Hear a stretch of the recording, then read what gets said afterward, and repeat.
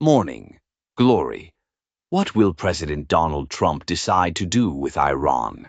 A major battle with Iran appears imminent. Ought it to be called a war, a battle, or a strike? That depends on what the United States and Israel decide to do and what President Donald Trump and Israeli Prime Minister Netanyahu call it. It also depends on whether Ayatollah Khamenei, Iran's supreme leader, orders the Islamic Revolutionary Guard Corps and Iran's proxy forces in Hamas, Hezbollah, and the Houthis, as well as terror cells around the world, to mount counterattacks that kill Americans, Israelis, or people in our Gulf allies. Whatever the president and the prime minister order, the Ayatollah can trigger massive escalation with any counterattack that results in American or Israeli casualties. In June 2025, Israelis called their attacks on Iran and Iran's missile fusillades against the Jewish state the 12-day war. Americans called their B-2's obliteration of Iran's nuclear weapons program an operation. Operation Midnight Hammer. Operations and strikes occur in both battles and wars. What the United States has assembled in and around Iran is a concentration of military forces so immense that everything is on the list of possibilities awaiting President Trump's order. A discrete one-day operation, numerous strikes over days or weeks, or an intense days, weeks, or months-long battle to destroy Iran's ballistic missiles and missile factories, as well as facilities crucial to the Islamic Revolutionary Guards Corps and perhaps political leadership, or a war against the Islamic Republic along the lines of the wars conducted against Serbia in 1999 and against Libya, the NATO air campaign against Yugoslavia, Serbia, Operation Allied Force, lasted for 78 days, starting on March 24, 1999, and ending on June 10, 1999.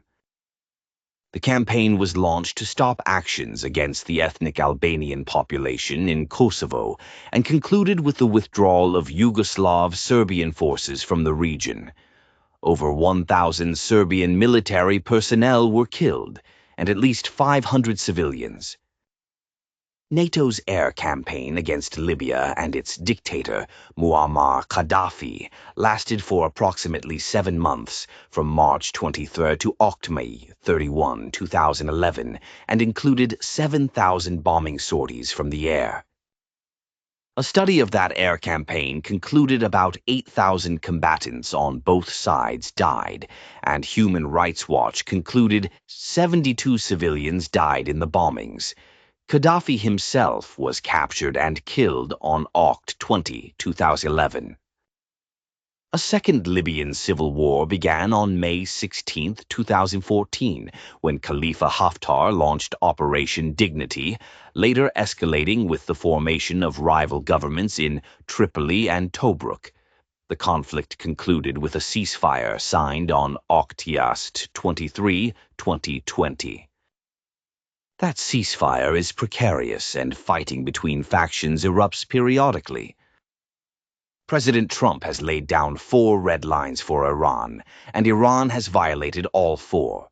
The regime is reported to have resumed efforts to enrich uranium and reach toward a nuclear weapon, to continue to build more and larger ballistic missiles, to fund its proxy forces across the Middle East, and of course to continue to murder its citizens.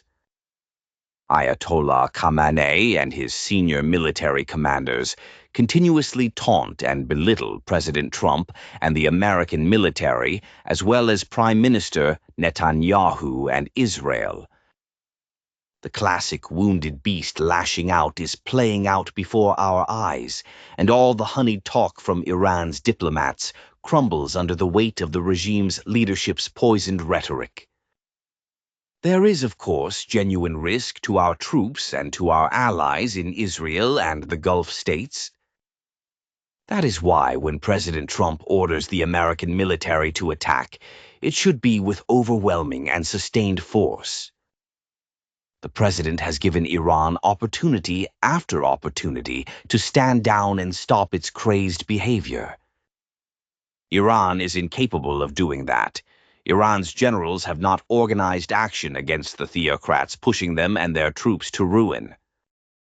Hugh Hewitt is a Fox News contributor and host of The Hugh Hewitt Show, heard weekday afternoons from 3 p.m. to 6 p.m. ET on the Salem Radio Network and simulcast on Salem News Channel. Hugh drives Americans home on the East Coast and to lunch on the West Coast on over 400 affiliates nationwide and on all the streaming platforms where SNC can be seen. He is a frequent guest on the Fox News Channel's News Roundtable, hosted by Brett Baier weekdays at 6 p.m. ET.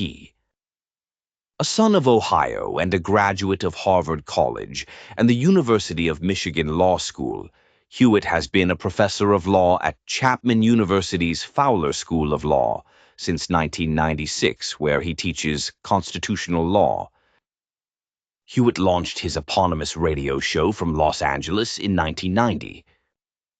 Hewitt has frequently appeared on every major national news television network, hosted television shows for PBS and MSNBC, written for every major American paper, has authored a dozen books and moderated a score of Republican candidate debates, most recently the November 2023 Republican presidential debate in Miami and 4 Republican presidential debates in the 2015-16 cycle.